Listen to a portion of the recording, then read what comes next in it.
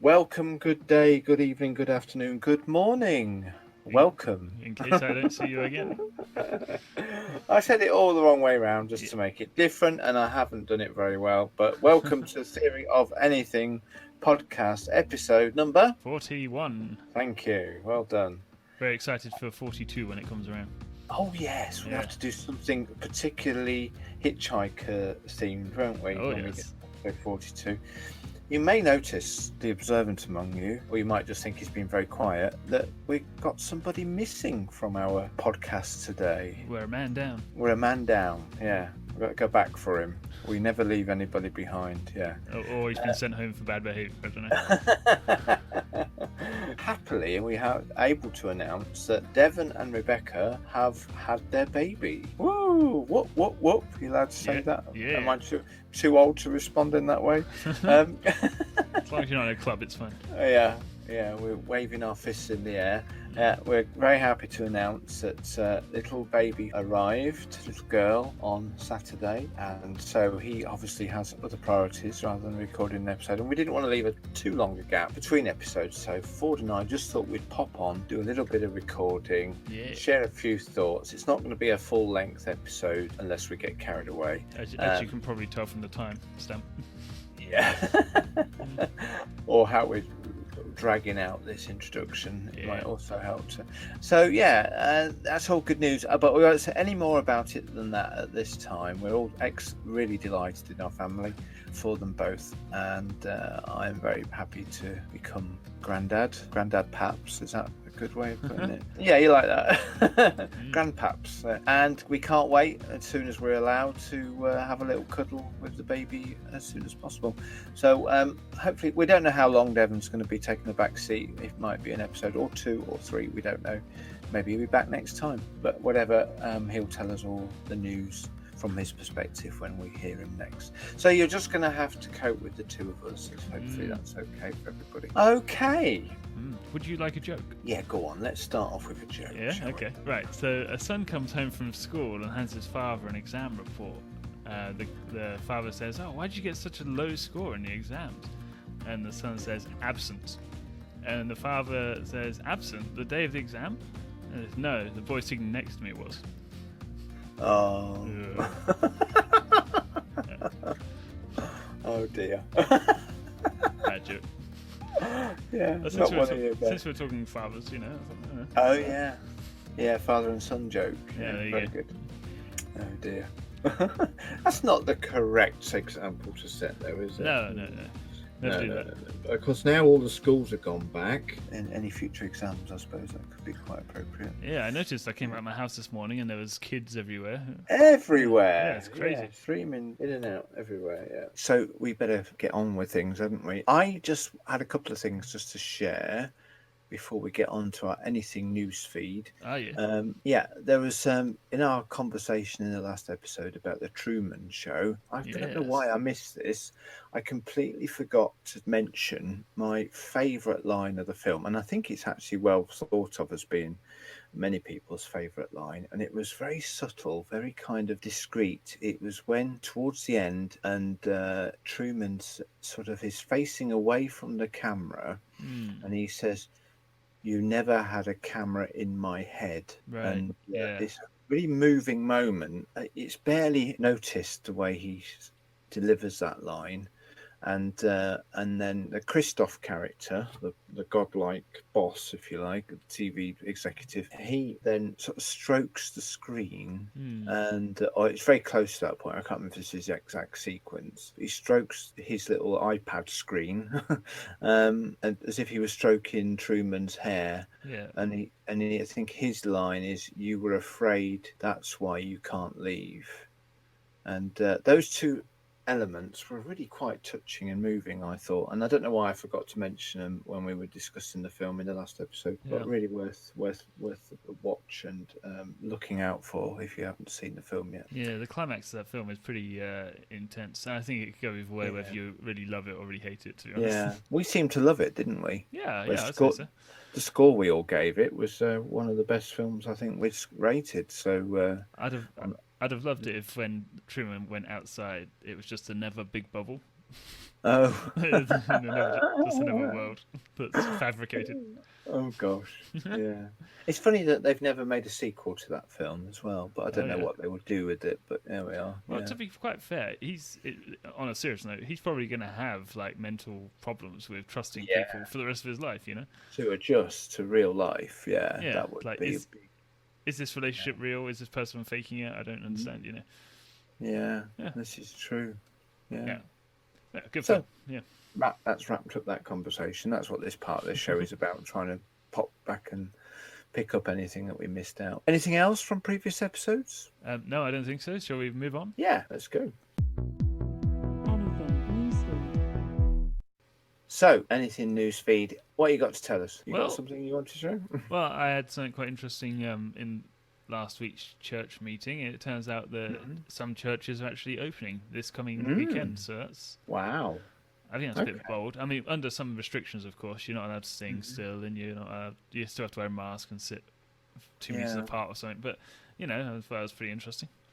We're clearly coming out the other end, aren't we? We are, yeah. It's interesting, though, to note that actually the government in this current lockdown has never actually prevented churches from opening. Oh, Churches have been allowed to remain open if they wanted to, but most decided not to. Interesting. Because the infection rate was so high. But yeah, I think across I'm talking about Church of England churches now, of course, Right. but the government guidelines apply to all denominations. But across the whole of the Peterborough diocese, which is where I'm sort of located, there was only 2 churches. I can't remember how many churches are in Peterborough diocese. Quite a lot, in the hundreds, I think. Yeah, they only 2 decided to remain open during this lockdown. So Wow. yeah, and we're still undecided whether ours will be opening anytime soon. That must have been a very popular couple of churches. Yeah, well, the interesting thing is, I mean, the way in which our church has progressed with it is that it wasn't so much whether we could, or whether we should. It was also whether people really wanted to. Oh, interesting. Yeah, because before Christmas we were having church services with a more limited number of people present. Instead of the roughly 150, 180 people in one service, we've been having 30 to 40, obviously to allow for social distancing. But everybody has to wear a mask, obviously, and we can't sing, and you can't chat with people afterwards. You have to leave promptly. So it was nice. I'm glad I went to some of those services, but it was not church as we know it, shall we say. Would you say it's just easier and better to do it online? Well, yeah, because the way our church runs things, we all log on to YouTube at 10 o'clock on a Sunday morning, and you still sense that we're having a communal experience with everybody doing something at the same time. But watching the worship at home means you can sing along as much as you want. Oh, yeah. And one of the hardest things with being in a lockdown church environment is not being able to sing. Yeah, that really is really weird when you can hum under your breath behind your mask, but not sing out loud. Right. Yeah. Oh, fair enough. Yeah. But no, it's good news. We're coming out the other end, hopefully, and with the vaccine rollout and everything else, there's a lot to be hopeful and thankful for. Yeah. Okay. I got a bit of news. Well, I guess it's not new news. It's a bit old news.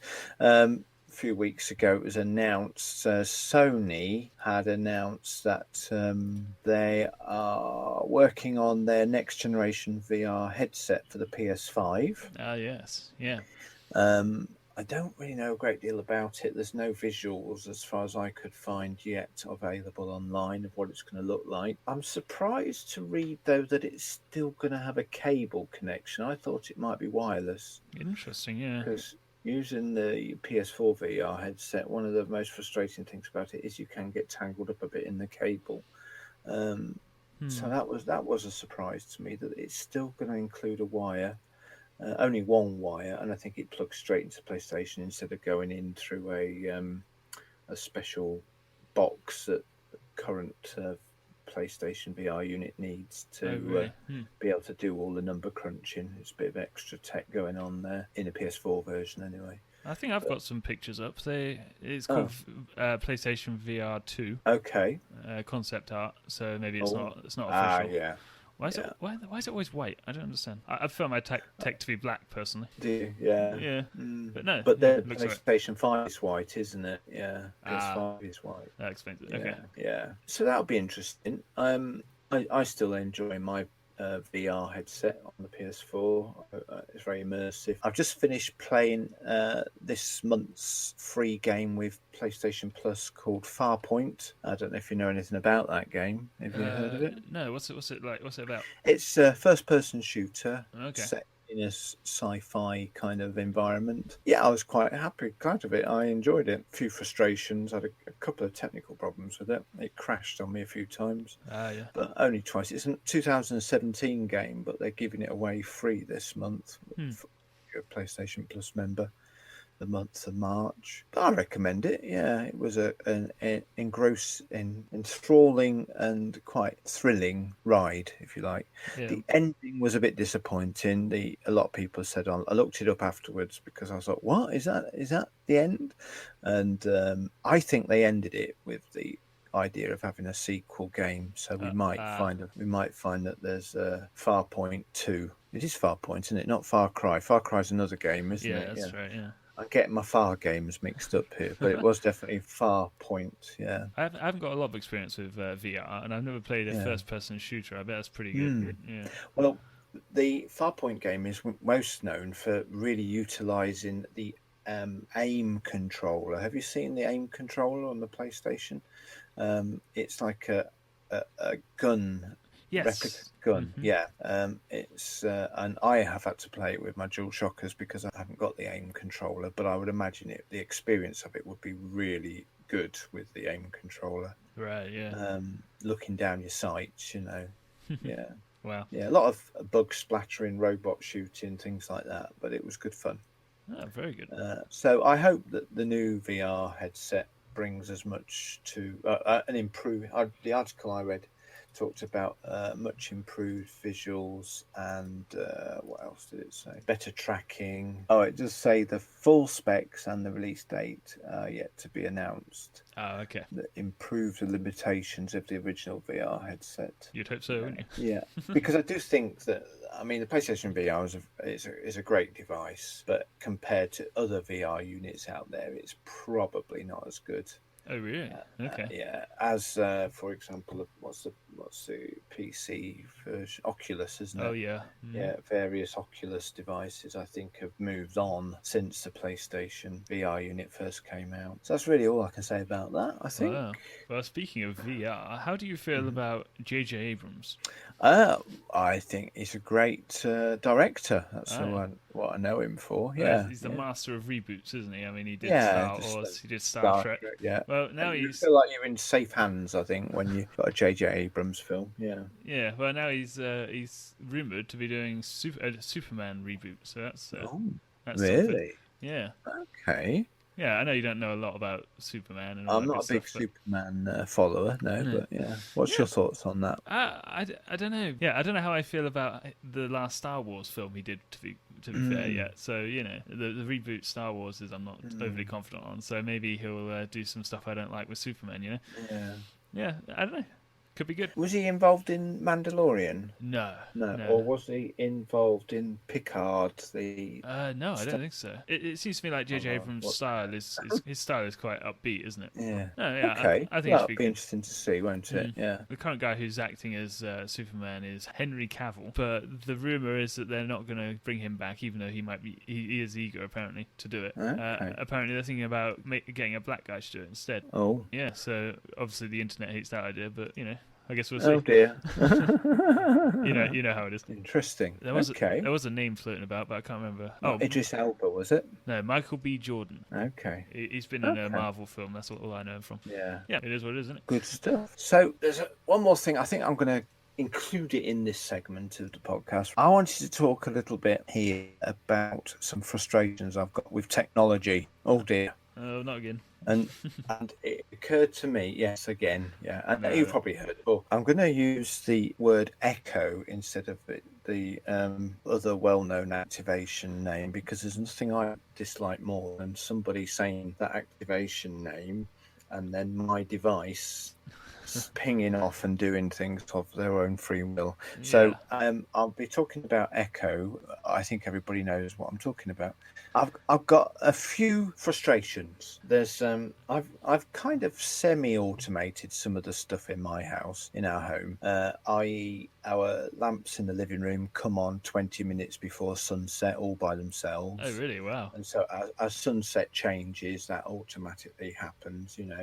The lamp that lights my terrapin tank comes on half an hour after sunrise and goes off half an hour before sunset. And so that's quite good as well. Usually a few cameras, one on the doorbell, things like that, so you can see who's at the door if you're not home, and anybody walking through the garden gates gets a bit of a notification when somebody's about to ring the doorbell, that sort of thing, which it normally works really well. Every now and again, and this is my gripe, okay, every now and again, for some reason, the terrapin light doesn't come on.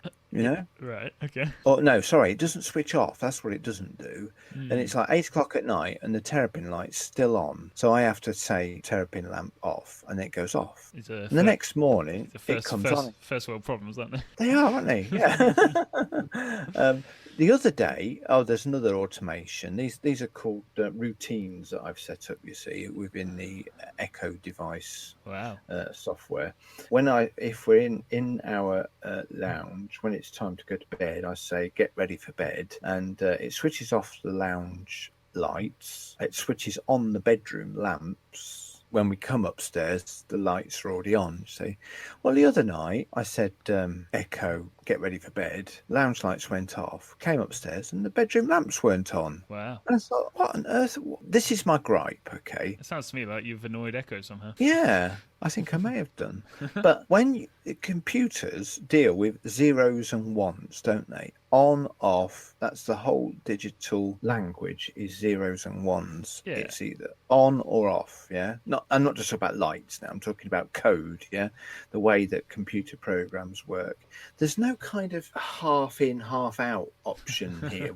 It either works or it doesn't work. So how come this is working sometimes and not other times? Yeah? It doesn't make sense to me. If it works one day, why doesn't it work the next day? And then it does work the third day, and I haven't changed anything. It should work, shouldn't it? Or it should not work. It's not like... do you understand what I'm saying? Yeah.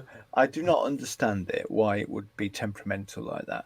Computers shouldn't be like that. Now, this is the main reason I'm mentioning this. This is why I could have almost made this a full-length segment all on its own. Oh, I have no doubt you could ramble about tech for as long as you want.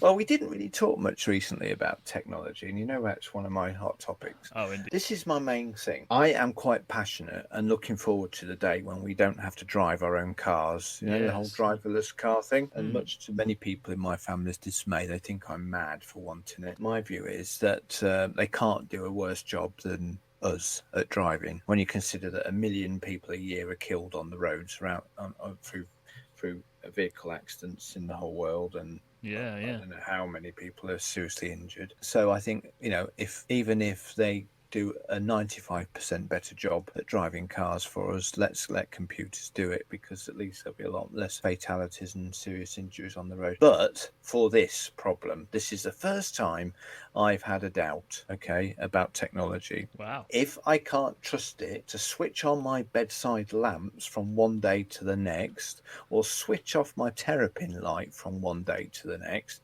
how can I trust it to keep my car driving in the straight line where it should go? Because if it's zeros and ones, yes, no, on, off, nothing in between, we need foolproof technology, don't we? If we're going to trust it with our lives. Yeah. Now, I'm hopeful that we can do that, but it's beginning to cause me concerns. The more that I give over my life to the control of computers, if you like, and the more that things don't always work as smoothly as they should, it does cast a few doubts in my mind. I'm not saying I'm converted away from the idea. I still think it's probably for the best that we stop driving cars ourselves. But I've got cause for concern. I see. Yeah. Well, if you're going to live a life like Tony Stark, then it sounds like you kind of need to be, don't you? Yeah, that's true. Yeah. I love the idea that your house just sort of operates on its own or something like It that. kind of does. It doesn't operate on its own quite as much as some, I'm sure. But those are just some of the things that I've added. There are other things. I don't let it control heating or anything like that yet. But lights and other devices, I'm quite happy to let it do. Oh, it's just, But can you see my concerns and my anxieties now? Yeah, no, I have a theory. I've sensed this before that like your phone or something like that will gradually get worse, and I don't think it's just because the apps are getting more complicated or something, but I think they're programmed to fail after a certain amount of time, so that you go for the manufacturer's newest model. Yeah. Yeah, I feel like tech. I had the same thought, so software shouldn't fail, or maybe No. does it degrade? I don't know, but over time it should still work. It shouldn't, should it? It shouldn't degrade. It shouldn't change. Yeah, yeah. So I feel like it must be programmed in or something like that. Yeah. I don't know. I, Is there a new version of Alexa? Not yet, I don't think. I mean, there are other devices that do the same thing, aren't there? Amazon obviously have their Echo devices. You used the A word then, didn't you?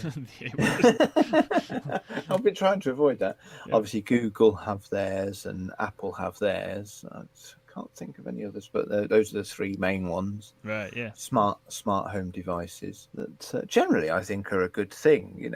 I'm glad of them, but when they don't do the simple things, or when they do it sporadically, there should be no room for sporadic performance, should there? You wouldn't have thought so. No. Yeah. So input and output. Yeah, I had a recent technical problem with that. We also can control the garden lights from our Echo device. I can say garden lights on, and the garden lights come on around the sitting area and everything. It's really nice, in the summer. And the other day I thought, we haven't used it for a few months over the winter, so I thought I'd better make sure they're still working. And I activated the garden lights, and they didn't come on. Oh no, what's happened now? And I thought, because I was having a bit of a downer on my Echo smart home stuff. Yeah. I thought, but I tracked it down to being a faulty cable. I think one of the wires must have got some water in it, so changed the cable, and it was all right. So it wasn't the technology that was at fault; it was an electrical fault. So that's one thing. It's just a frustration, and I'm getting a bit anxious about it. Oh, fair enough. Yeah. Don't worry, I'm not losing any sleep over it. Unless the lights come on in the middle of the night, it might wake me up when I'm not expecting. Yeah, you can't help lose sleep then. It's 3 a.m, the bedroom lights come on. I soon have something to say about it. Maybe the Echo device will be out the window then. Yeah, so that's that really. Well, I mean, it'll become a bigger issue when we reach the singularity, won't it? When we can now download our mind into robots or up to the internet, and then they fail. There goes your brain, doesn't it? Yeah, that's a good point. Yeah. But I don't understand it, like you say, how computers can fail so often. It's the typical thing, a famous line from the IT crowd, isn't it? Have you tried switching it off and on again? It's almost like things need resetting every now and again to make if they stop working, switch it off and on, see if it works. Yeah, it's something to do with clearing the RAM, isn't it, or something? Yeah, so there may be I don't know, the limited amount of understanding I have of computer programming, which I used to do a bit of in the early days. Just with the basic language, nothing more technical than that. But once you've finalised your routines, if you like, and make them read only so they can't be written over, then why would they ever change, So anyway, when we get cars that are driven by computers, we need to make sure we've got ironed out all those issues, haven't we? Yeah. And it also brings me on to a more funny subject about, we're talking about VR just now, weren't we? Oh, yes. I was playing my VR. I don't know if you realise, a lot of these VR headsets, the difference between the PlayStation one and others, like the Oculus Rift one. The Oculus Rift one doesn't have any external lights on it, so I don't know how it registers movement. But the PlayStation one obviously has these blue lights glowing on it. Have you noticed that? So that the camera can see those 4 blue lights on the headset and work out from their positioning which way you're looking. Oh, very clever. Okay. Yeah, it's quite clever. But obviously Oculus have managed to do it without the use of these external bright blue lights. But what's funny was I was playing a VR game the other day, and over the period of the time I was playing, the sun had started to go down, and it was getting light. The lounge was filled with sunlight, Oh, right. and suddenly I realised that my pointer of what I was shooting with on my controller wasn't aiming properly anymore. And then I couldn't get it to work. It was really annoying me. Again, another technical problem. But then I realised when I took the headset off, because I've been wearing it for a while, I took the headset off and I was bathed in sunlight, and of course it was affecting the reception of the sensors on the headset. So that's why I couldn't aim properly, because I was covered in sunlight. So wow. Yeah. So slight. There you go. That explains for some reasons why we have problems. I had to do was shut the curtains, and I was fine again. Wow. Yeah. I always assumed there were gyros in there or something like that, Yeah, no, it's all done by lights. But I say how the Oculus headsets work, I'm not sure. But they certainly don't use those external lights. So it kind of connects this earliest thing we were saying with the technical tech failures that can be frustrating sometimes. Another tech failure, of course, is I've mentioned it before, is Bluetooth. How frequently that connects and disconnects from whatever it is, whether it be your earpieces or your phone or whatever. Yeah. That can be a huge frustration, can't it, sometimes? Yeah, I've got two Bluetooth devices that connect to my phone. I've got my smartwatch and my radio in the car. And they both connect automatically, and they both disconnect automatically, and it seems pretty random when they do either of those points. So it's quite irritating, yeah. It is, indeed, yeah. Yeah. When there's no explanation for it. Yeah. I mean, I appreciate it connecting automatically. Just a disconnecting thing that throws me off. Yeah. Frustrating. Okay, I think I've said all I can about that. Really, is that all right? We weren't going to have a long conversation today, were we? But... Do you feel better about yourself now? I've got it off my chest. Thank you. That's yeah. Nice. Lovely. Well, the only other thing we were going to say today, obviously, because it's a shorter episode, we aren't going to be covering the assignment we set ourselves in the last episode. We thought we'd wait till Devon returns to do our assignment, which was, can you recall, Ford? Oh, no. Listen to episode 40. Music. No, listen to Alt J Awesome Wave, yeah? Yes, we're all neither of us know which one's the band and which one's the artist. The song. I think Alt J is the name of the artist, and Awesome Wave is the album, I think. Grand. But we still haven't looked it up, and we still haven't listened to it, and we won't be reviewing it today. It's only fair to wait till Devon returns before we do go, but carry on with our usual assignments. But yeah, yes, I always leave reviewing such things till the last moment. Not just because I'm lazy, but because also I find it easier to remember what we were talking about. What to say? Yeah. So I think that's it then, really, for today. Is that all right with you? Yeah. I think I've done a bit too much talking. Sorry about that. No, this is good. It's therapy. Therapy. Yeah. It's nice. I've got a lot off my chest, didn't I? Yeah. I feel better for it now. Thank you. Thanks for listening. Well, yeah. That's what I'm here for. Tell me about your childhood. Yeah. And if our listeners want to tell us about their childhood, what would you recommend? In terms of childhood, or stuff about the podcast. We can find out from Devon next time, can't we? He knows a bit more about childhood than he did this time. In recent days and weeks, he's learning. Yeah. I suppose so. Okay, guys, I'll wrap up, shall we? Let's set your next assignment and say farewell. So, just remains for me to say that you'll find us on most major platforms and, of course, YouTube.